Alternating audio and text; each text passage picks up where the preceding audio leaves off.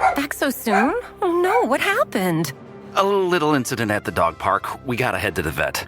Oh, not again. These bills. We can use CashNet USA. We can apply in minutes, get a fast decision, and have the money in the account as soon as the same business day. All right, Cheddar, back in the car. When you need money fast, be the hero. All loans subject to lender approval. Speed of funding is subject to verifications and your bank's processing times. See cashnetusa.com for more details. My name is Lily, and I've had hidradenitis suppurativa, HS, for years. I finally found some relief since taking Cosentyx. Relief means I can show up more. Cosentyx secukinumab is prescribed for adults with moderate to severe hidradenitis suppurativa, HS. Don't use if you're allergic to Cosentyx. Before starting, get checked for tuberculosis. An increased risk of infections and lowered ability to fight them may occur, like tuberculosis or other serious bacterial, fungal, or viral infections. Some are fatal. Tell your doctor if you have an infection or symptoms like fevers, sweats, chills, muscle aches, or cough, had a vaccine or plan to, or if inflammatory bowel disease symptoms develop or worsen. Serious allergic reactions and severe eczema-like skin reactions may occur. Learn more at 1-844-COSENTYX or Cosentyx.com. Ask your dermatologist about Cosentyx.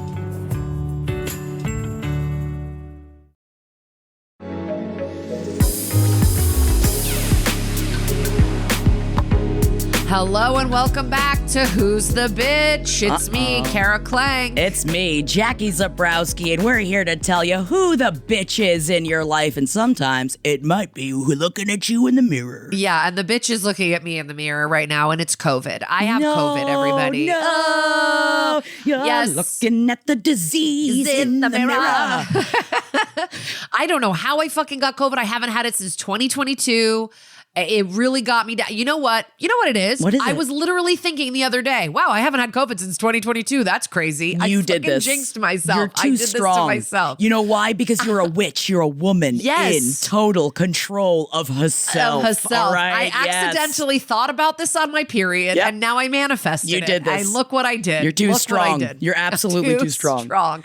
So we're really sorry that we had to cancel yesterday's. I'm sorry.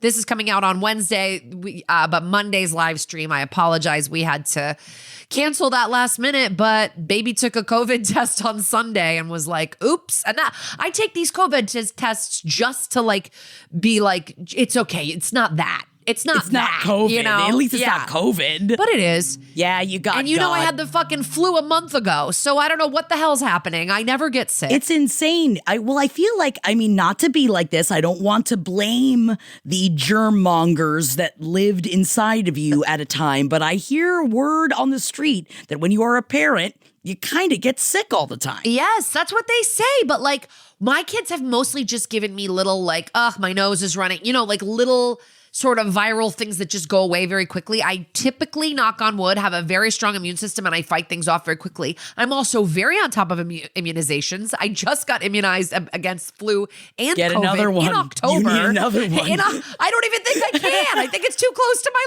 last one. But I will say, I believe in these vaccinations because the last time I had the flu was a few years ago and I was on my ass for 10 days. And this time I was only out for 3 days. Okay. And with COVID, I was really only fully in bed half of Sunday and all of Monday. So I'm pretty much back. I'm pretty much feel fine, even though I sound stuffed up and shitty. I pretty much feel fine. So I do credit the vaccinations with get me having quicker bounce recovery back. time. Yeah. Well, thank you, vaccinations. Everybody get your vaccines. Get your vax. Man, I my husband just got a tetanus shot because I was like, when was the last time you got a tetanus shot? And then he complained about that tetanus shot for days. They hurt. Apparently, I remember they hurt, but I guess hurt. I also can't remember the last time I got a tetanus shot, which apparently my doctor said means it's time for you to get a new tetanus shot. Because it's every 10 years. So it makes sense that you don't remember, but it's probably I think I got one when I first moved to LA and we're coming up on 10 years. So I probably need one in the next year or two. But they fucking, your arm aches. Your arm aches for a few days. We need a field trip. Again. Bitches get vaccinated. Yes. We go together. Oh my God. let's go get our tetanus shots together. That's what bitches love to do on the weekends. That's what they don't tell you about. We just go get a little tetanus shot, have a little drink. Yes, watch, 6 or 7 episodes of The Traitors season 3. Okay, so perfect intro into what I've been doing with my lying down horizontal time. Yes. I have gotten into The Traitors. Now, people told me, Kara, you're going to love The Traitors. Same. Oh, you got to watch The Traitors. You got to watch The Traitors.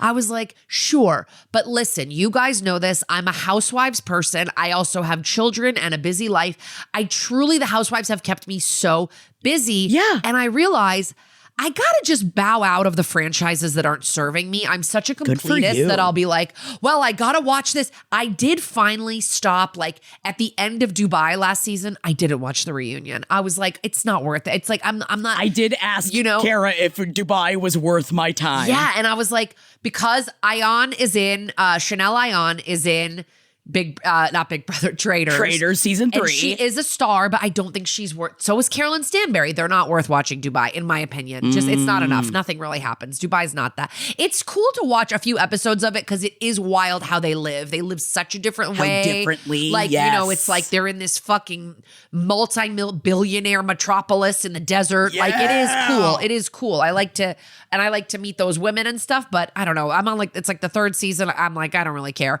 But I've just been like, oh, Traitors, I don't have time, but I will get to it. I'll get to it. This COVID has brought me the blessing that is The Traitors. Oh my God. The thing is, I've never been into Survivor. I cannot watch people like get sunburned and be starving and naked in the wild, okay? And then I've never really watched Big Brother because it just felt like so much time. This combines like these shows that are all about deceiving people. Yes. Which I've never really been into, but it combines it with what I like, which are like sort of like little challenges and an amazing backdrop. I'm obsessed with the castle. Oh my God. I think Alan Cumming. Alan Cumming is like basically giving me my RuPaul's Drag Race little dose in there. Like he's serving. And then the Scottish Highlands are fucking gorgeous. I just want to see them go out there and do these challenges. Yes. And then I used to think, what am I going to watch a bunch of people just like circle around talking to each other? I'm obsessed. They're all just like going room to room, having private convos. It's like being at a party where there's all this gossip going on, but you get to see all of it. It's truly right up my alley. It's amazing. It's weird because I feel like it's like we're like Fievel Goes West. We're both underneath the same night sky in different places watching The Traitors because oh yeah. Out there. And I'm a little mouse and I'm like, how did I get these pants on? And I'm like, there are no cats in America. Yeah, and the streets are paved with cheese. Yes. I also watched The Traitors, also absorbed all of it this weekend. I had no idea we were connecting so hard to this bitch's extent. Just this weekend when I was watching this weekend, it? Oh yes. God. Just this weekend because I've also been told since the beginning of this show. But in my head, I was like, I already watched them all. Like I already did it. I already did that thing. But I like the difference is that you know who the traitors are as opposed to the mole because you never know who the mole is in the mole. Now, some people like that better, but I like the cattiness. And it's also why I immediately fell in love, which every time I've seen Bob the Drag Queen and other things, I have fallen in love, like more and more in love with him. And then this has now spurned me to start watching, which, I mean, I feel like this is where you and your husband finally combine, which is Dungeons and Drag Queens, which I've been watching over on Dropout. Bob the Drag Queen plays Dungeons and Dragons for the first time. By the way, I'll say it here, and I'll say it here like fucking the only place I've said it, maybe I've said it on my other podcast. When I worked on Drag Race, and I still do go back and work on Drag Race, but when I was permanently like on staff at Drag Race in 5 years ago, 2019, I pitched Dungeons and Drag Queens. I pitched it as a challenge and nobody got it and nobody understood like what I was talking about. And so whatever, like it didn't even move on. And now here we are with this whole fucking series that is that. And it's such a good idea. It's so good. They're so fun to watch. And I never ever thought, I was like, I know that I play D&D now, but I was like, I'm never going to be that person that's just sitting around listening to D&D campaigns. Kara, I can't. I used to be a bully. You know what happens inside of my brain as I was sitting here, like cuddling on the man that I love, watching hours of people playing D&D. I was like, what have I become, Kara? Who am I? Like the perfect Jackie Chan movie, Who Am I? Who am I? He yells, "Who am I?" a lot in that movie. Well, I'm obsessed. They should give Bob the Drag Queen extra money because I feel like he's the reason why I and a lot of people like tuned into this season. He's so I think good. a lot of people were like, "Oh, Bob's going to be on it," and he's so smart and entertaining. And I've opened for Bob. Like I've spent time with Bob. Like he is really just the best guy. I love him. So wonderful. And that makes me so happy. So funny, so smart, like just like brain like sharp as a fucking tack, that guy. So like well, watching them play D&D for the first time as someone that is currently playing D&D for the first time, I was like, how the hell are they just able to just make up this world? They just jump in with 2 feet. I have done improv for a very long time and I'm struggling with it. Yeah. Because it's like anything you want. I'm like, but what do you mean anything I like, want? what do you mean? Yeah. Give me parameters. I thrive with boundaries. Yeah. But that's not the world of D&D. And I guess I don't want to say that I'm lame. It's just that, I'm a different kind of creative now, I guess. Yes. Yeah.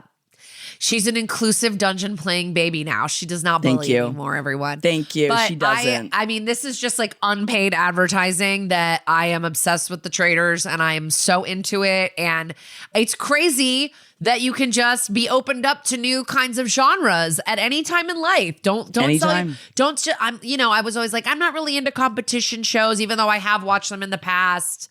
I'm not really, blah, blah, blah, but I feel the same way. This. It's why I never got into the Housewives because I like my fuck shows. I want the shows. And I'm like, if they're not trying to bang each other, why would I watch it? And now I've realized because deceit and screaming at people is also really fun to watch. Also entertaining. And if you're watching New York, they are trying to fuck a lot. The old New York, they are trying to fuck. Like, the old New York, they're so horny. Like, see, for a second, I thought you meant the reality star New York. And I was like, when is New York trying to fuck? Like, you talking about like Flavor Flav? Like years? Yes. But okay, sorry. I will watch that. Old Housewives of New York. Oh, I can't wait for you to get in New York. New York is that's so good. next. I think that's next, right? Yeah, it's just gonna take you a little longer because it's long. That's an old one. But I'm in season 5 of SLC, and I don't know what my life is going to be afterwards, Kara. Season 5 of Salt Lake it's so fucking good. Anyway, let's move on. That's our TV corner for the day to tell you guys what we're watching. I want to share an email that we got from Shelby before we get into the bulk of answering your guys' emails and voicemails and stuff. Love this. You've got And they write to us, boy, howdy, hot dog. Love Hello, it. you beautiful, poetic land mermaids. Wow. Love that. Thank you. Let me paint a picture for you. Please. I own a shop that sells locally made goods that also focus on crafting. I host a weekly craft night at the co-op grocery store in the neighborhood. We have fun and the conversations have a wide range of topics. Today, 5 or 6 of us had a heated debate over the zodiac signs. Okay. So here's my question. Who is the bitch of the zodiac signs? There's talk of Sagittarius and Scorpios. I'm a bad gay and a Libra to boot. Oh, no. And know nothing about the signs. Help. Love y'all. P.S. I had some jazz cabbage tonight and ate a big giant bag of Swedish fish. I hope you're both engaging in self-care too. Oh my God. Yes, Now, yes, is yes, jazz yes, cabbage yes. weed? Because that is Yes. the funniest thing Yes. I've ever heard. Is jazz cabbage weed? Jazz cabbage is so funny, So by funny. the way. So funny. Thank you so much for writing to us. I love this. This was like a good, this is not a Yes. who's the bitch, really. It's like a, feel free to write us these. I think it'd be so funny if we do like, who's the bitch of household spices? Who's the bitch of, send us those kind of things too. We're into it. Yes, and why is but- it crushed red pepper? You know Yeah. it is. You fucking know it is. I love this conversation. Yeah, this is great. I will have to say, like, I'm not like totally on the same level maybe as Shelby, who says that they don't know anything about the signs. I know a little bit, but like I don't know. I know if I know, like my son is such a fucking Gemini. My daughter is such an Aries. I'm a classic Virgo. I know a little bit about certain signs, but like couldn't tell you anything about a Taurus. Couldn't tell you anything about a Cancer. You know what I mean? So I don't really know some of the signs. So I was looking this up a little bit. And you were too, Jackie. So tell me what you found. Well, here's the thing. I do love that they immediately throw, because I also same. I know about the signs of the people that I know, there's their signs, and then I know more about it. Like specifically a Sagittarius. I've got a couple Sagittarius friends, and it's very interesting because I love that a Sagittarius was brought up, even though when you do some Google researching, there are some lists that come up of the bitchiest zodiac signs, and among all of them is Scorpios at the top. Scorpio's number one bitch. I will say I am a Leo with a Scorpio mother, and people that do know horoscopes know that that is a tumultuous household. That is two very strong personalities going up against each other. But the Sagittaries in my life are honestly, genuinely the craziest. And really, as I got to know, because I had never really known anything about a Sagittarius, except that as I found out the people in my life that were Sagittarians, I was like, oh, that makes sense. Oh, that makes sense. Oh, that makes sense. Because they go to a beat of a different drummer. It is definitely the people that are making fun, crazy life choices that you're just like, how are they even like getting from point A to point B? But they're just enjoying life in a different Richter scale than we are enjoying life because they take chances. Now, here's the thing. That could be seen as very bitchy. A person that is seen as selfishly making a bunch of choices for themselves, for them to live their best lives, is seen as very bitchy. Yeah. So I guess it would depend, but I do feel that Scorpios are certainly up there. I am surprised that Leos are really nowhere near the top of any of these lists, which as a Leo, when people go, oh my God, you're such a Leo, because I am the most Leo of all the Leos. So if you ever have a question over what a Leo is and what they represent, just think about me and everything that I am, and including my anger, including my jealousy, including like everything that makes me spicy. Yeah. I am a little surprised, although Leos, natural people pleasers. Okay. Well, okay. So Sagittarius, by the way, his birthday's November 22nd to December 21st. So I'm just trying to think of the people in my life that have those birthdays. And the couple that I'm thinking of are not that cuckoo. But I will say this. Let me ask this, I guess. So I guess I always, hold on. Let me find this little thing that I was just looking at. Like, okay. So I guess I thought, oh, fire signs are going to be the ones that are like the craziest, and that's a Leo and a Sagittarius and an Aries, which is my daughter. But I've always heard Scorpio is so like, oh, watch out for Scorpios, they're nuts or whatever. But that's a water sign, so I don't know. Maybe fire being it being a fire sign doesn't mean anything. I'm an Earth sign, which I always think of like Virgo. Yes, we're so down to earth. Capricorn, my husband's also an Earth sign, very down to earth. Maybe I'm like putting something on these earth, air, fire signs. You know what it is that they aren't. You're so right. And actually the difference is it's where fire is more passion, energy, drama. Yeah. Water is more emotion, intuition, nurturing. Yes. So Pisces it's more are very emotional. I know that. Yes. So it's way more in the emotional, but it's fun because in a fire sign, it's more perceived as passion instead, because it's like, oh, they're just like that. Oh, they can't even help being like that. But also, weirdly enough, I feel like we've talked about this on page 7 before, not necessarily in the world of bitchiness, but just coming to like, depending on when your birthday is and how that affects you, because I do wonder if Sagittarians, they're holiday babies. Yeah. And we know that holiday babies often overlooked. So maybe they have to make those big life decisions. Maybe they have to be more in your face or else they'll be forgotten because they're holiday babies. Yeah, yeah. You think about Leos. Too, maybe? Yes, could be Capricorns as well. That like Capricorns are also very disciplined, they're very like, a strong sense of self in a Capricorn. So it really just depends on how you view someone as bitchy. Yes, so true. so true. See, I have had a lot of issues with cancers in my life. And I'm not talking about the big C. I'm talking about how emotional, and I think really what it comes down to is the amount of horoscopes that are like, but I'm loyal. Don't you realize I'm loyal? It's like, all right. Well, sometimes loyalty can really come off as very fucking bitchy. And I'm saying this as a loyal ass bitch myself. Yes, I stick to my guns. I'm very stubborn. Yeah.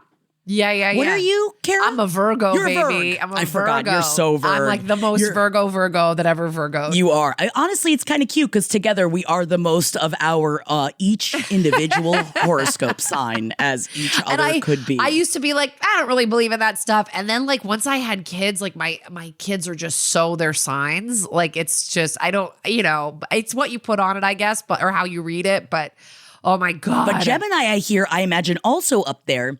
Because as someone for a really long time, I had a lot of Geminis in my life, and a lot of them are not really in my life anymore. My mother's a Gemini and my son is a Gemini. Yeah, but it makes a lot of sense that Oski is a Gemini, goes back and forth. Yes, it's like happy, sad within a breath. Like it's so crazy. Hell yeah. So he's got twin personalities. Oh my so God. I don't know, who would we say are the bitchiest? Who would we say are the bitchiest? I mean, you're saying Sagittarius. I think I am, and that's really I'm bucking against the lists that are out there, guys. And I'm gonna say Gemini because my little son is a little bitch sometimes. He might hear this someday, and I love you, buddy, but you are. I mean, it's okay. Kids can be bitches too. Yeah. Go on, brush your shoulders off.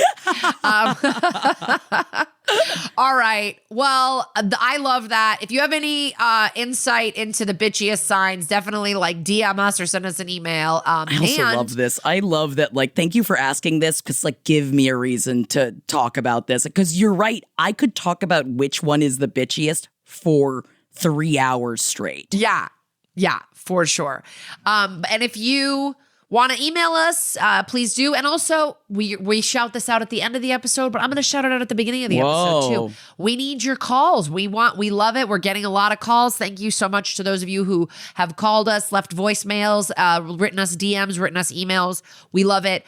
We obviously can't use every single one on the show, but keep writing us, and we're trying to get as many on as we can.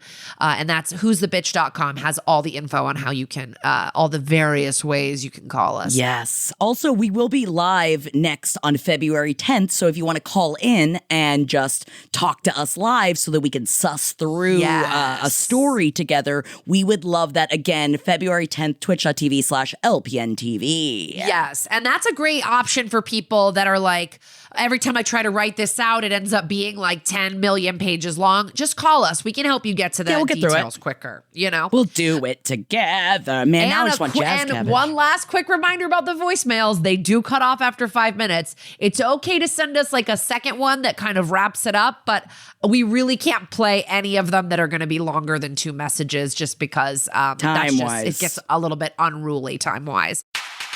Summer's here, and with weekend getaways, celebrations, and more on your calendar, Nordstrom has everything you need for your best dress season ever. From playful prints and breezy fabrics to 70s-inspired looks and bright handbags. Discover new arrivals from your favorite brands like Reformation, Veronica Beard, Farm Rio, Levi's, and more. It's easy too, with free shipping and free returns, in-store order pickup, and more. Plus, Nordy Club members enjoy free 2-day shipping on thousands of items in select areas. Shop today in stores and at Nordstrom.com. McCrispy strips are now at McDonald's. I hope you're ready for the most dippable chicken in McDonald's history. Dip it in all the sauces. Dip it in that hot sauce in your bag. Dip it in your McFlurry. Your dip is your business. McCrispy strips at McDonald's. But let's jump into the first one. We've got an email that Jackie's going to read for you. Yes. You've got Hi, Kara and Jackie. I love this longtime Page 7 listener and new member of Bitch Nation. Yes, Bitch Nation. I love Bitch Nation. Can we steal Bitch Nation? I love it. Bitch Nation. Bitch Nation, y'all. Put your bitch up. Put your bitch up. I've been binging the pod all week. Thanks so much for joining us. I thought you two would be the best to ask. Who's the bitch? Quick background. My husband and I have been living with his mom, dad, and sister for the past 4 years. They are all in a weight loss program and have very limited diets. Weight loss programs are the real bitch. Oh, yeah, my God, but we won't go down that road. You're damn right. My father-in-law, who we will call Bob, pretty much only eats fish, chicken, and vegetables. Great for him. Not for me. Anyway, every single time we go out to eat, Bob asks the waiter, "What do you recommend?" Or, "What is your favorite item on the menu?" It doesn't matter if we've been there before or if it's a new place. The waiters are always kind and take time to give recommendations or ask him his preferences. Then he orders fish and vegetables. Bob always orders fish and veggies. He never takes the advice of the restaurant staff. So after years of this, one night we go out to dinner. Bob asks the waiter what he recommends, and the waiter goes on a 10-minute rundown of the whole menu. He was clearly swamped, but he was so kind and took so much time with us. I sat through the whole explanation, boiling with anger at Bob. I was beyond annoyed with him, and when the waiter left, I said, "You know you're wasting his time." Bob looked at me confused, and I continued. "When you already know what you want and you ask our waiter what he recommends, you're really wasting his time." Woo! My husband pinched me under the table, like telling me to lay off, and so I shut up and left it alone. It's been months, and Bob still asks every waiter for their recommendations. My husband and I kind of look at each other and roll our eyes. So, am I a bitch for trying to make my boomer father-in-law a more considerate member of society? Is Bob the bitch for wasting service workers' time? Is my husband the bitch for not letting me be meaner to his dad? Thanks. Love ya. I love this. Is great. Oh, this is great. Your husband is definitely a bitch for not letting you be meaner to his dad. Yes. Especially if you're living with them. I mean, you got to get it out somehow. And if you don't let it out little bits at a time, it's going to explode at some point, which I feel like, not that I'm putting this on you, I feel like I would be at that place if I was you watching 4 it years happen of living, every time. Yeah, and every day. Listen, the thing is, I know what this is like. You cannot teach old boomers new tricks in a lot of ways. Can't. In a lot of ways. In some ways, listen, my in-laws were fucking radicalized by NPR in like their late 50s, early 60s. Like they went from fully red voters to blue voters. Like, so you can change your minds about some things. But it's like, this sounds almost like a tick. And it also sounds like maybe this is something that your father-in-law is doing because he can't eat any of these things.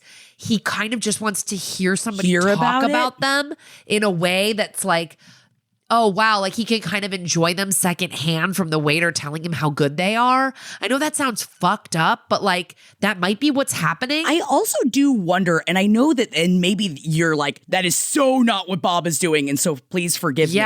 But as someone that has worked in customer service and did work in customer service for a very long time, I find myself often stopping, like I will stop in a checkout or something like that and be like, "How are you doing? Are you having a nice day?" And I try to connect for a moment. And I do wonder if it could be Bob being like, they do a job, this is their job, and so I'm asking them for what, like I'd like to connect with them as a human being, and this is a way that I feel connected with them. Now, I'm sure you're probably rolling your eyes being like, that is not what Bob is doing. I'm trying to give Bob the benefit of the doubt here. I'm trying to give him that he's not being the bitch, because it does sound like it's just something he does. And sometimes when a boomer, it's just something they do, but he's always done that. Yeah. But I always ask for the recommendations. Why would I stop asking for the recommendations now? Because you are wasting his time. Because in the same breath, I am also annoyed as a former customer service worker at someone wasting my time when I'm very busy. Yeah, especially the part where you said that, like, the waiter was swamped and he spent 10 minutes, like, going over the menu. Going over everything. That is so frustrating, but I do think in the grand scheme of things we're going to try to change about boomers, this one's like, I don't know. But at the same time, Kara, if you were living with your in-laws, think of all of the things that they would do that would drive you mad. I couldn't do it. I don't think I could do it. Could you imagine? I think that you're the fact that you're being so sweet and kind and patient, and that the only thing you've done is have this very measured response. Yes. You didn't even, I thought it was gonna be like you popped off on him at the restaurant. Stop asking for recommendations when you don't know any other recommendations. Why are you doing that? I would go crazy, and you like really, I think it's so funny. I would do that at some point. I think I would have a mental breakdown. That's why I just want to say I'm proud of you. Yeah. Because I also wonder if this is partially a manifestation of a million little things that are annoying that he does that all add up over time. And this is the one thing you can point out and be like, but this is something that is not too. That's why I actually think it is. I'm happy for you that this might be something that you could slowly tackle. That like of just like, or doing a to the.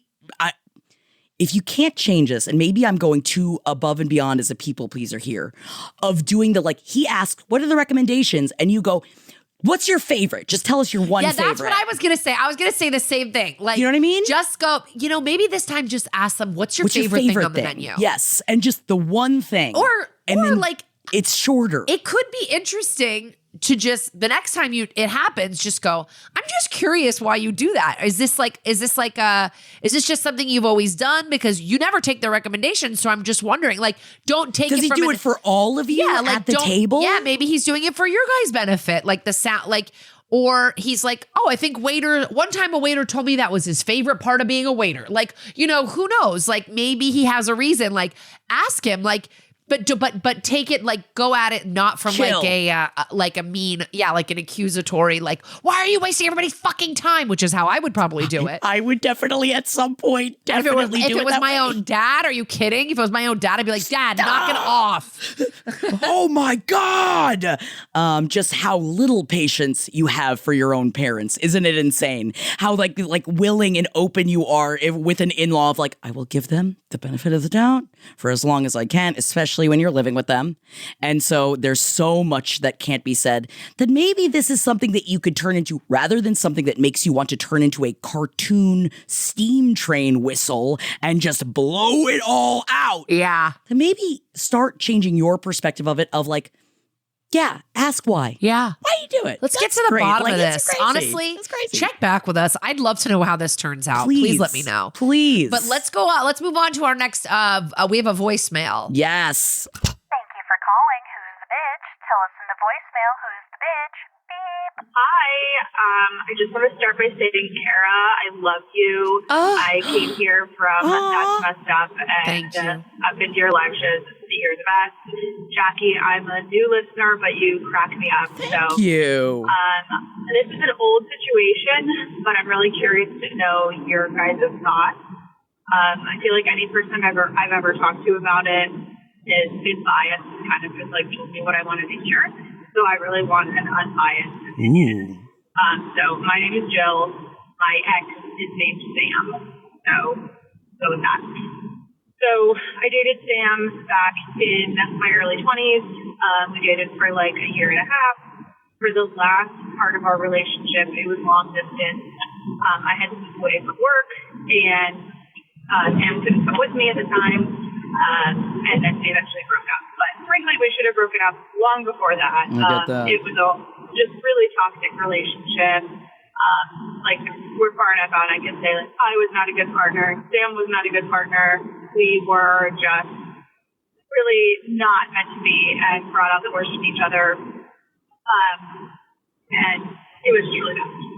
So basically, we break up, and we agree to be friends, and we probably text, once every couple of weeks. If we're not that in touch, we're not in contact. I start going to therapy. I start unpacking our relationship in therapy. I realize, wow, actually it was horrible. It's really unhealthy. Sam is not a healthy person for me to have in my life. So after a few months of quote unquote being friends, I basically reached back out to Sam and I'm like, hey, so I can't do this. Like, I don't think we should be friends. I wish you all the best, but I really can't be a partner like you anymore. And Sam accepts that and respects that boundary, whatever. So this is where it gets difficult. Like 2 weeks later, a mutual friend of ours died. Tragically, totally unexpected. It's like no one saw this coming. His friend passed away.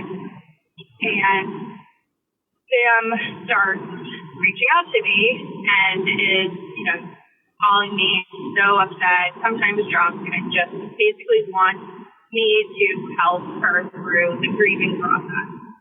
And on my end, I'm like, okay, I hate him. I don't want to be a part of Sam's life. And I don't think it would be fair for me to be the person that helps Sam through this grieving process, knowing that I, at the end of it, still do not want to be a part of Sam's life. So basically, anytime Sam calls, I'm kind of fielding the call and being like, I'm really sorry. I'm so sorry this is happening, but I really can't be the person you talk to. And, I've tried to redirect her to a different friend of ours or something, but I just really never kind of helped. And to Sam, I was a stone cold bitch who, did not help her grieve the loss of our friend. I had just said I didn't want to be in her life, so it could, it's just awful timing. But basically, the fact that I wasn't there for her, I just became this evil person. Any mutual friend we had was like, "Wow, Mary," or "Wow, Jill, that's awful." So it's just not good. So I guess my question is, do you think that was a bitch move for me to not help Sam through this? Or do you think I did the right thing? I'm hoping it's a bitchless crime, but I'm just curious if I'm a bitch. So just curious for your thoughts. Thanks so much. Okay, Thank you intense. so much, Jill. Thank you so much for calling in. Yeah, this is an intense one. And I know it happened to you a while ago, but I'm so sorry that you had to go through this. Yeah. And I'm so sorry about the loss of your friend because I've been there and it's very hard and I'm sending you love. Absolutely. Because, Same. I know that grief gets easier, but it never goes away. So, True. I'm really proud of you for taking how difficult this situation was and going to therapy and starting to talk this out so that you could start working on this. Because, especially after a toxic relationship ends, oftentimes we're not in that place to see it yet. And it's a difficult, tentative time period when you're trying to realize, what did I just go through? Who am I now? Who was I during that? And how can I deal with this? And I do feel that this is a bitchless crime. I feel that it is so hard to go through grief in so many different ways. And when you have someone that's connected to a person that has passed, it's hard to not reach out to them and be like, but we have each other still. And you want to reach out to anyone that was connected to them because it also helps them feel, more alive. It helps you feel so many things that it helps put your brain in order and organize it. So I don't think that Sam was being untoward with doing that. I don't think or at least I don't think they were being a bitch. I think that they were probably going through something, although you did say that it was a toxic relationship. So I'm so proud of you because one thing that I feel like people go through these kind of issues with another person and you throw away everything that had happened before and you're like, no, I will welcome them back in with open arms because they need me right now. But you needed to protect yourself. Yeah. And I'm so happy for you because that's so difficult to do. And I don't think that's a bitchy thing to do. And I don't know that I could do it. Honestly, I think that's a really strong, look, we've talked about this before. People throw the word boundary around all the time now. Right. Everybody's talking in therapy speak. They're like, boundary this, boundary that. My boundary is that I'm allowed to steal from you. It's just like a thing. That's my boundary. My boundary. That's just like a thing. I'm allowed to steal from people. I've made that boundary with my therapist. No, listen. I think this is a true boundary you've set up where you're like, I cannot have you in my life. And even tragedy does not negate the boundary. Exactly. And I think it's okay. I think it's good that you reached back and just said, I'm so sorry you're going through this. Maybe I'll see you at the, I won't ignore you at the services or whatever, but I'm not going to help you get through this point of your life because that is exactly when boundaries get broken is times like that. Yes. Exactly when a person who, and I'm not saying you said you were a bad partner at the time. You said Sam was a bad partner, but that is exactly when bad partners try to weasel the way back in. Oh, yeah. Oh, I was going through a really hard time. Then they came over and then we ended up hooking up and blah, blah, blah. You know, like we hear it all the time. So I think it's great that you kept that boundary. I think if anybody, you're the bitch, but you're the bitch with boundaries. And I think you did the right thing. Yeah, because you have to take care of yourself, because a toxic person, whether she was meaning to or not, they sometimes, like you said, will use any opening to just squink right in. And so if she wants to call you the bitch in this situation, let her. Yeah, let her. You're the bitch with boundaries. Hell yes. And that's that. And that is that on that. Thank you so much for writing in. That one, that's such an intense amount of stuff to go through. And I hope that you said a lot of people have been telling you what you want to hear. I hope you like what we had to say and that it didn't feel like we're coddling you in any way, because that's truly what I think. Right. And what Jackie thinks. Yeah. All right. This next email, this is a nice short email. Love it. You got Hey, so long story short, after many years of estrangement, multi-year each time, I cut off my mom at the age of 29 when I was pregnant with my first child. It was justified, as I didn't want my children to be exposed to her abusive and toxic behavior. I feel nothing but relief going no contact with her and everyone who is in contact with her. But here's the problem. Occasionally, people will ask where my mom is or how she's been. And for the past 5 years, I've just stated that she was dead. Over time, I actually really did think she must have passed. She could never go so long without financial help. I just learned that she is in fact alive. Do I have to clarify with people who ask now that she's alive, or am I a bitch for sticking with the she's dead story to curtail questions and having to explain myself?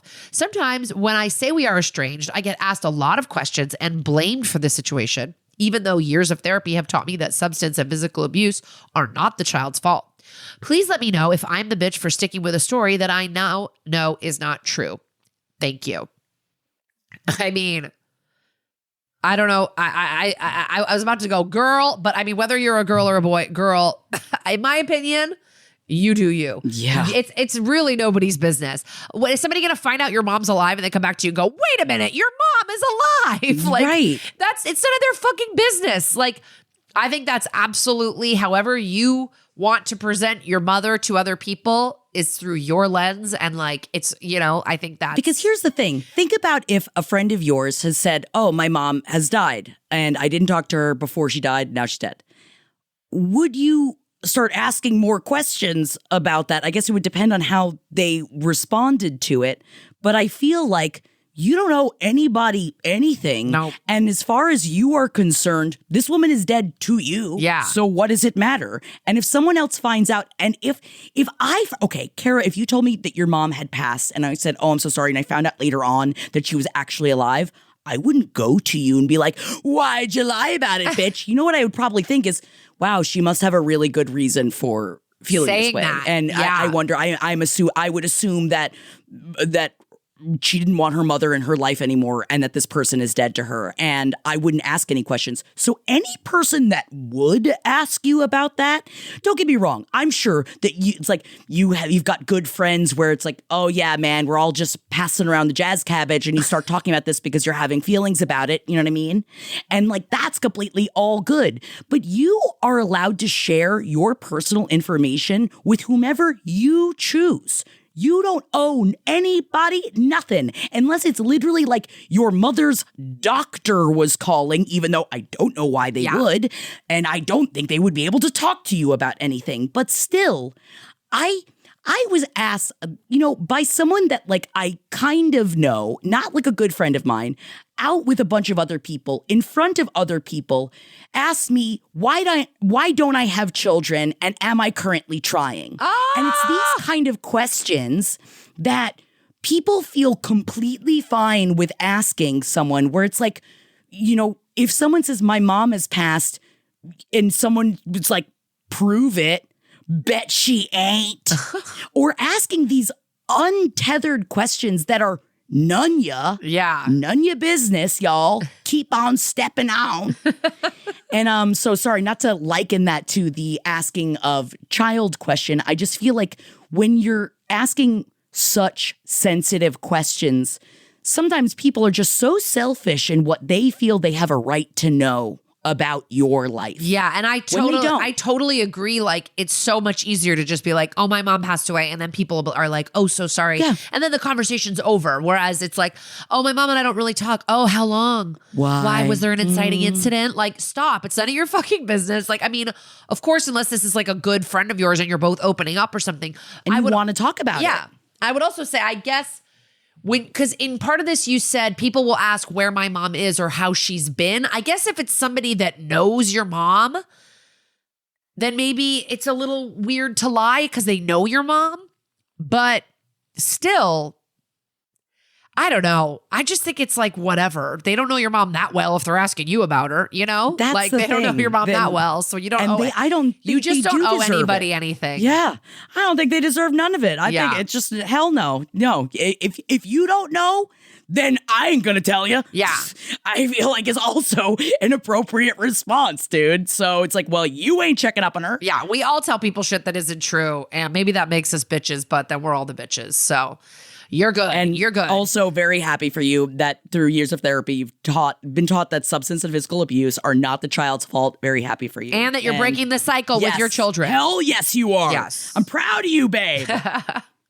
So wait, when we make merch, it's going to be like proud of you. I'm so proud of you, Jackie. I just love. You're always proud of everybody. It's great. I am. I just feel like I know how difficult it is as someone that has had to battle my own emotions and things that we've all been taught that we have to unlearn. I know how hard it is to do that. Yeah. And I know that it's like, who gives a fuck if you're proud of me? But I just think it's the kind of thing that like, not everybody gets to hear it all the time. And I think it's that breaking the cycle of abuse is a very difficult thing to undertake in a family. And I'm just happy for people taking life by the horns. I did not mean for a second to demean Jackie. I'm proud of you because it means a lot to me, Thank you. to a Thank lot you. of people. Thank you. Let's And move also, by the way, if anyone asks you if you're trying, I said trying to have a good life. Bye, which is now my new response.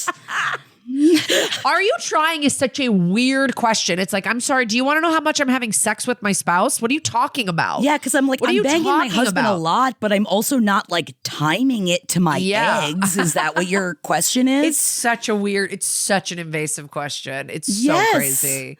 It's so nuts. Anyway. All right, let's get to our next. But also, I will say, sidebar of a bitch conversation. If someone openly says, like, oh, we're trying, I feel like then it's like you can ask how the trying is going, right? Like, sure. if that person opens up the conversation, Yes. then I feel like it's fine. Yeah.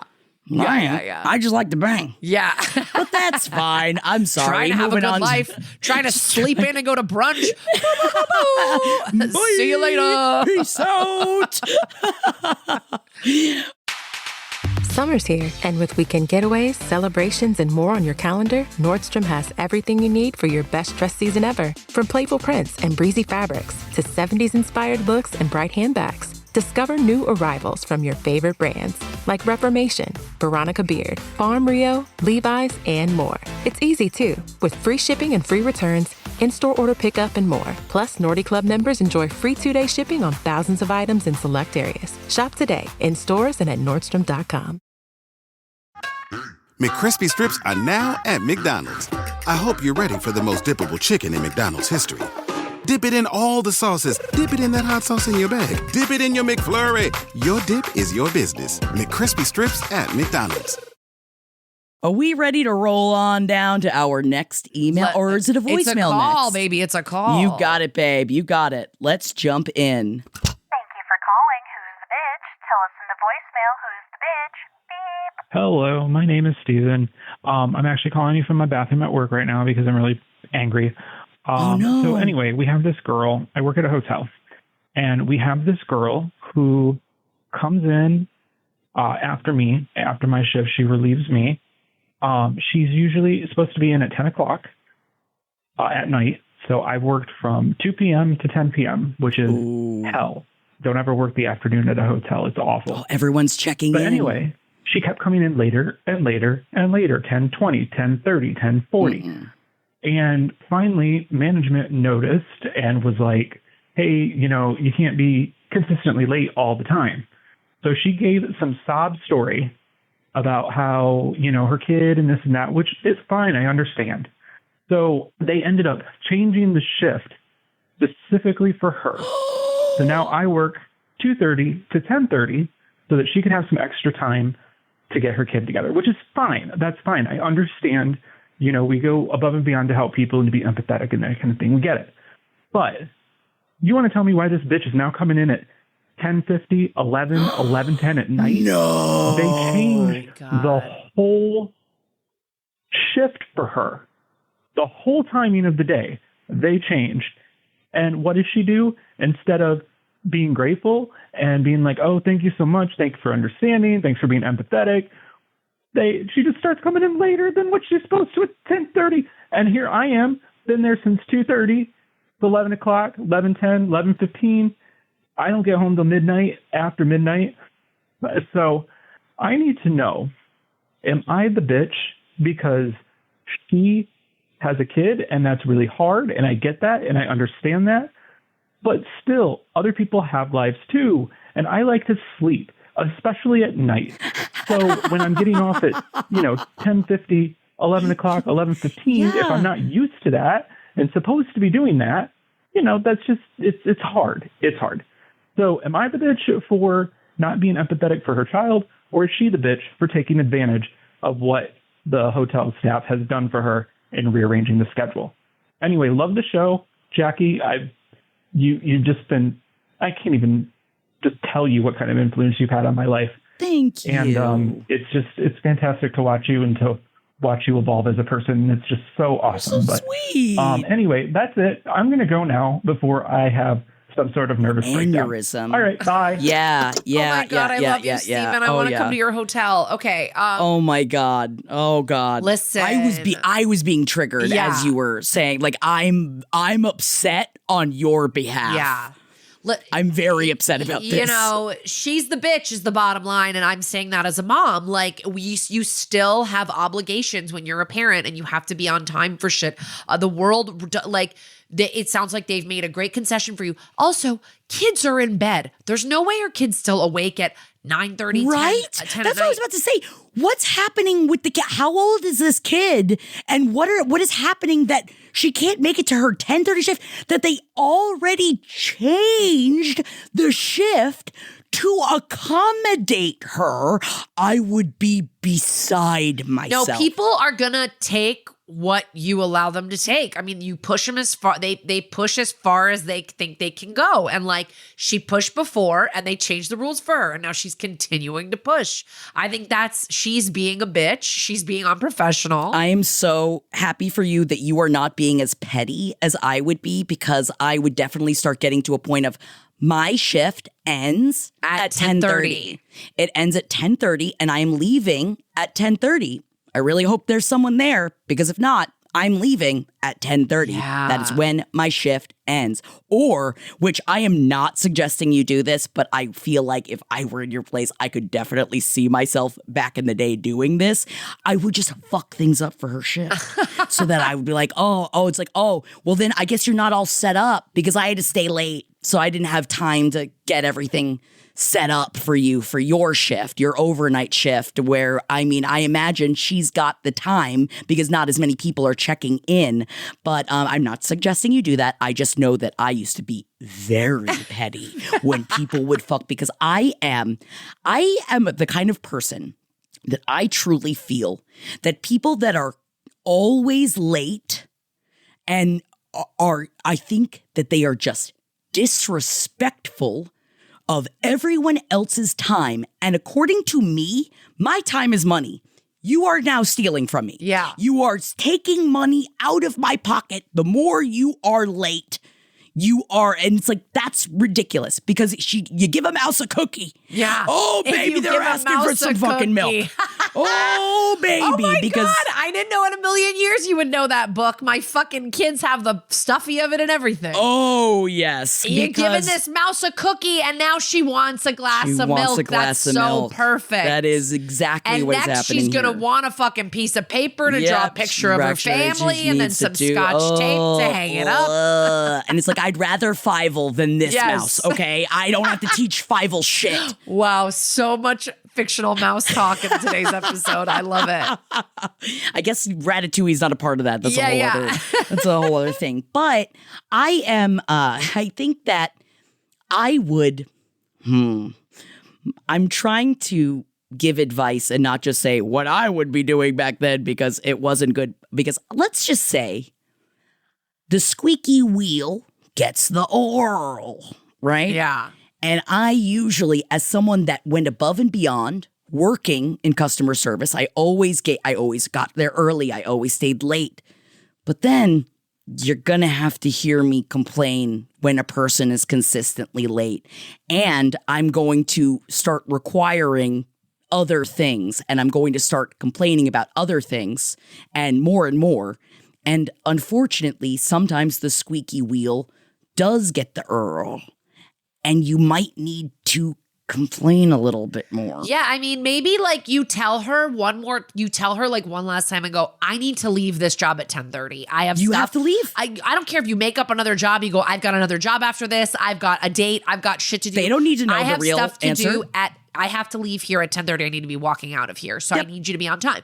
If she continues to not show up on time, if it's not already happening, I would tell your job, I want overtime for the 15 minutes that I wait. Yep. I know that doesn't sound like anything, but it adds up when she's late every single day. It's a couple extra hours of overtime for you. And then if the company starts to say, oh, well, we don't really want to be paying this extra fucking overtime, they're going to have a word with her. And I don't want her to lose her job if she's supporting her kid, but get it together. 10 or 15 minutes of being late habitually is just, you need to get your shit together. You need to time management, organize how you do, what time you have, what is your drop dead time for walking out the door, and that has to be the time you leave. Like, sorry. That's it. And I know that like saying you're going to pay me time and a half is almost like not going to happen. Like hell probably would freeze over. But then it's a consistent of every day you're saying she was 20 minutes late.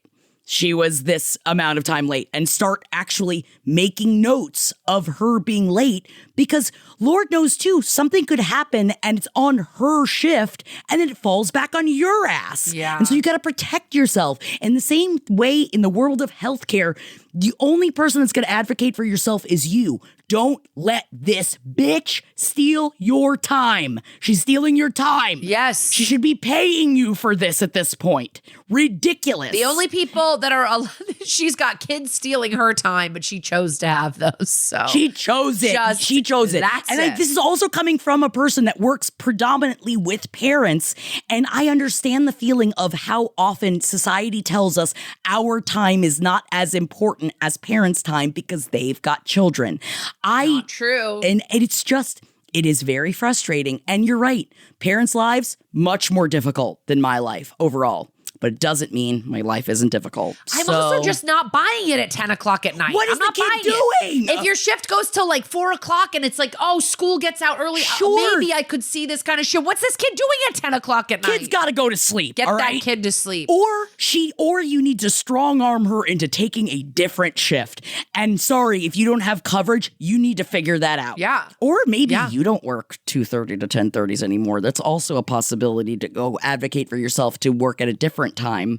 That's not 2:30 to 10:30, just to completely take this bitch out of the situation. But what's the other option? 10:30 to like 7:30? Like overnight? That are starting to become such the squeaky wheel that you're like, I will not work if she is working the shift after me. Yeah. And as someone that like, I used to have to play that game as a manager of like, okay, this one doesn't want to work with this one and this one banged this one. So now they can't work together anymore. And then this one does this. And I feel like that is kind of part of, maybe that's just, working at a restaurant in your 20s. But, they should be used to that by now. Totally. You're not the bitch. Well, thank you so much, Steven, for calling. You're not the bitch. God, I would be so... And they called from the bathroom. Ooh, I know that anger. Yeah. Oh, that was just that... Yeah. I love that. Woo. I knew you'd love a from the bathroom call. Thank you.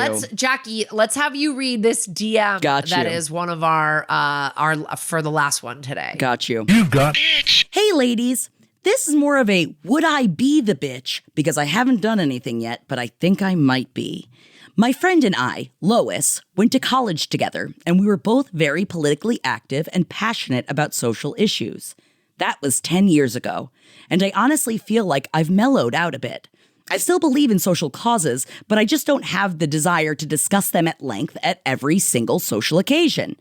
I hate to say it, but Lois is sucking the air out of rooms sometimes when people just want to be hanging out. I love how passionate she is, but these days, when I'm hanging with my friends, I want to be unwinding with them and joking around, not getting hyped up about the awful state of the world. I know things are awful right now with Trump getting elected, so I want to be there for her through this time, but at the same time, I feel it's taking a bit of a toll on my mental health. This has also been an issue for a couple of years now with mutual friends, bringing up how exhausting it can be. Now, here's the thing. I'm a guy. I understand there are uniquely awful things going on for women in this country right now, so I feel kind of like a selfish asshole being annoyed that she wants to talk about her frustrations. I understand my privilege of not having to directly suffer some of the crap that's going on right now. I appreciate US. But as a gay man, I do understand how infuriating it is to not be granted rights that should be inherent. I agree with everything she feels, but the way she talks about it sometimes, it feels like she's almost using me as a sounding board to come up with good arguments against people that don't agree with her, and it comes off really combative when I'm on her side. It's not like I refuse to talk about these things. I'm happy to discuss it with other friends, but they don't bring it up nearly as much, and it doesn't eclipse a whole night out. O.S. I So hear ya. timely. Yes. Such a good timely. I will say really quick, I have a friend that's like this. And what do you do? I brought another friend to a party, and this was right, I believe, after 2016, and he was elected the first time. Ugh. And I brought a friend to a party who is also a wildly left-wing person. And I left the two of them talking for 1 second to go get a drink, and I started to hear them screaming at each other at a party where actually, Jackie, it would not have been crazy for you to have been at this party or any of our friends. It was like a mutual person that we know's party. If I could remember back that far, Yes, I bet I would remember. And I look around and they are screaming at each other. And I'm like, you two are probably the biggest liberals at this party. And look at you going after each other, screaming about whether RBG should have fucking resigned while she was like still alive and stuff, like all this stuff. Or resigned before he got elected. There's like that whole argument. And I just was like, this is not constructive. Yeah. And I feel what you're saying because I have friends that are like this. And I do Yes. think that people are honestly spiraling. They don't know where to put this To kind of go. stuff, and they feel Yes. safe going to it with their friends. But that doesn't mean that you need to be a repository for her anxiety and her stress over what's happening. I think it's perfectly acceptable for you to draw a little line in the sand that says, you know what? I'm actually actively trying to not let things politically invade my life so much this time around. Yeah. I would love to go to marches with you. I'd love to go to events with you. I'd love to do some things where we're actually getting our hands in there and doing some volunteering. But I just I have to limit how much I'm going to talk about this in my personal life. I hope you understand. Maybe not make it such an issue about her specifically, but with everybody. Right. Be like, I'm just limiting my political With everybody discourse right now. And I know you and I, that's something we've talked about a lot.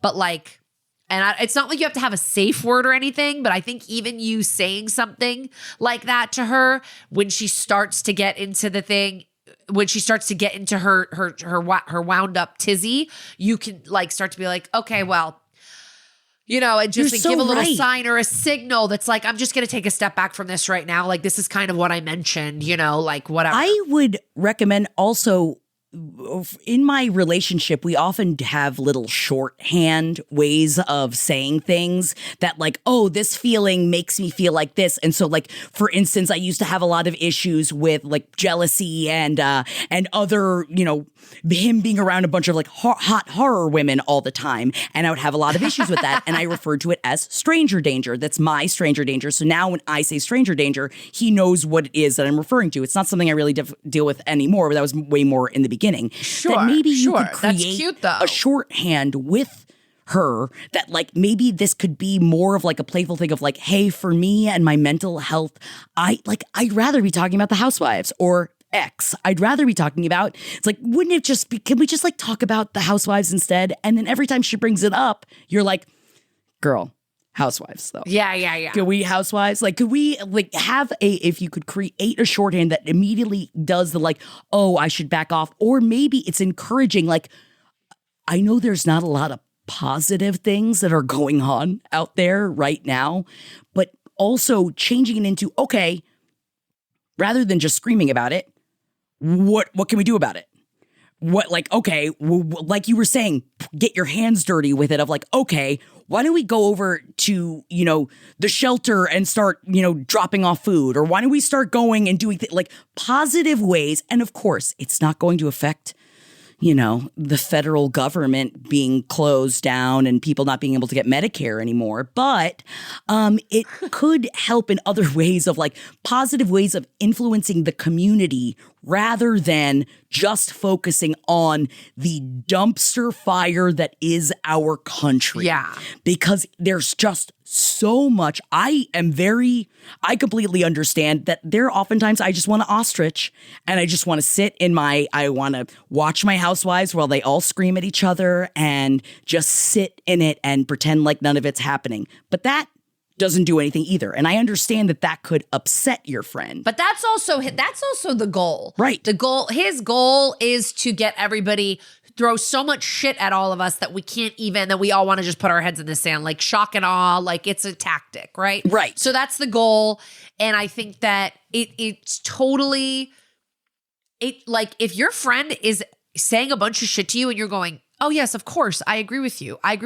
She should not keep going. I think there needs to be a way that you need to be like, hey, I agree with you. I'm on your side. So I got she needs to figure out a different outlet, whether it's like a blog or a newsletter or something else where she formulates her arguments, because it can't be you anymore. And maybe you even take out, even though obviously it's about all of the political things that she's getting into, of just saying that like, I can't handle combative nature right now. I'm just, you know what? Our country's being run by an aggressor right now, and I just can't handle combative energy right now. And that's for you. And I know, again, even up top, we were talking about boundaries and people that are like, I steal, that's my boundary. But you need to protect yourself. You got to put on your own oxygen mask before you put on somebody else's. And you have to also realize, like, this is way beyond just your friendship. Like, you need to take care of you first.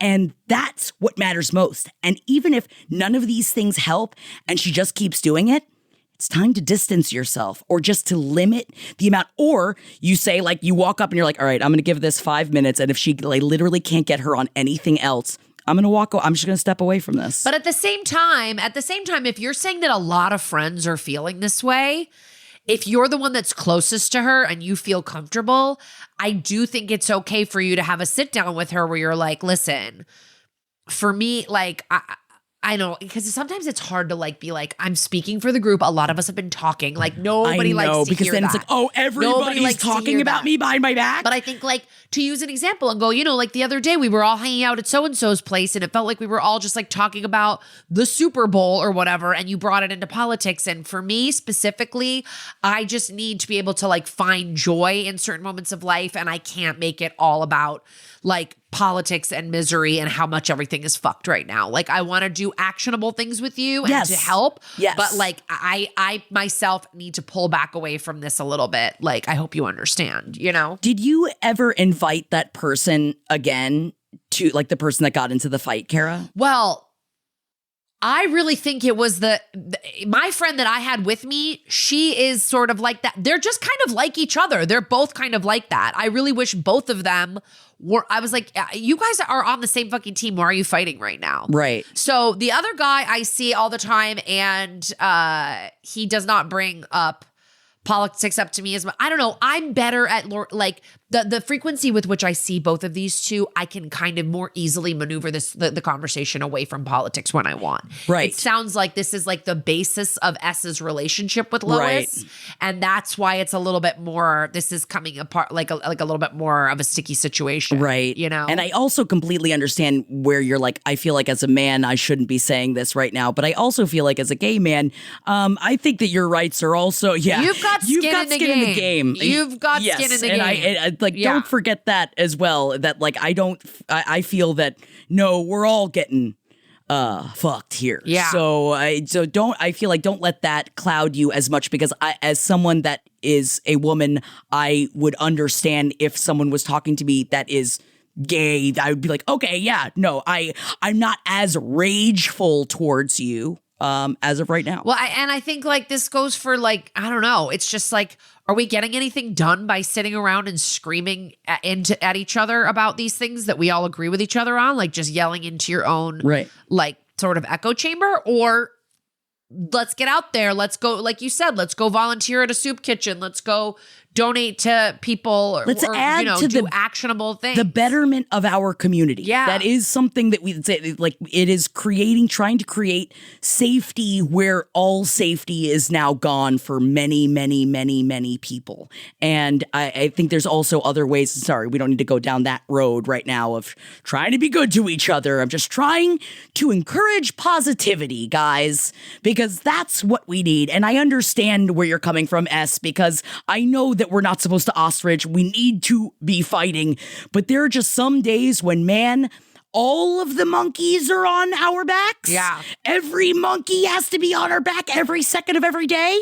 No, sometimes you just want to hang out with your friends. You will not be the bitch if you set a boundary with her on this. I'll say that. You will not be the bitch. I promise. Or stop inviting her around as much. I mean, I hate to be like that. But I do think unless you're going to say something to her, don't stop inviting her. Like if you say something to her and she keeps going, then you can stop inviting her. And she keeps going. You're but right. before You're you right. give her like a little bit of feedback, like, hey, I love you, and just some feedback, like it's starting to feel like the politics thing. I'm worried about you. I think it's a lot on everybody, and I'm worried about you. And I'm just like, I would like it if we could, let's plan a few things that we can do in the coming months to actually get stuff done. And then let's also try to get together and go to a movie or Go have see a a brunch movie. and talk about Yes. fucking college bullshit and do whatever, and not make every conversation a full like debate descent into madness, because I know that's how we all feel. Yes. But sometimes I do feel that's a part of the problem with the Democratic Party, of which I am a member. I think. I don't know. I think I'm a registered Democrat. I'm pretty positive it's how I vote. But like, part of it is like we're all just sitting around just like yelling shit at each other and getting into fights at parties because one person is not exactly liberal in the same way that somebody else is, or whatever. And it's like, oh my God, we're all on the same goddamn side. Yes, and we need to act as a team. And hopefully we'll fucking figure that out for 4 years from now. Because I'm not handling President Vance, I'll tell you that fucking much. Anyway, thank you so much for writing to us. That came via our Instagram, which is a perfectly fine way to message us if you're on the go. Please. And a Who's problem. the bitch LPN? Yes, Who's the Bitch LPN is our Instagram. Just get on there, give us a follow, send us a question that way, or contact us about anything. And then who'sthebitch.com for any voicemails. Keep those to 5 minutes if you can. And then also, we'll see you February 10th for our next live stream. I will be COVID-free. I will be fresh as a daisy. I will not sound so stuffed up. And that's at twitch.tv/LPN TV. But all of that's at who'sthebitch.com. That's where you get everything you need about us. Hell yes. And please send in stuff. If you have a friend that has an issue, ask if you can send your friend's issue in or have them contact us. We love it. We want your scenarios. We want to tell you who the bitch is. We love hearing from you guys. Thank you guys so much for joining us on yet another, I'm going to say it, perfect episode of Who's the Bitch. Thank you so much, Kara. And you gave great advice despite having thick with COVID, and I appreciate you. From the depths of my COVID to you, everybody. Just infectiously spreading advice. Hell yes. Thank you guys so much. And there will be another episode out next Wednesday. Don't forget to like and subscribe and blah, blah, blah. Like, leave us a review, yada, yada, yada. We love you. We love you. We'll be back next week. Bye, everybody. Bye. This show is made possible by listeners like you. Thanks to our ad sponsors, you can support our shows by supporting them. For more shows like the one you just listened to, go to lastpodcastnetwork.com.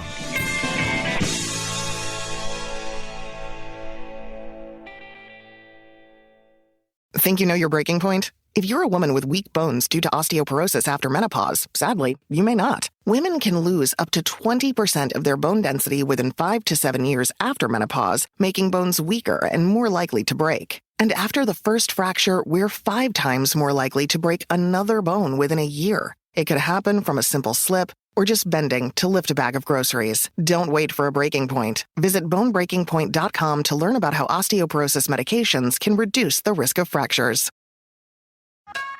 McCrispy strips are now at McDonald's. I hope you're ready for the most dippable chicken in McDonald's history.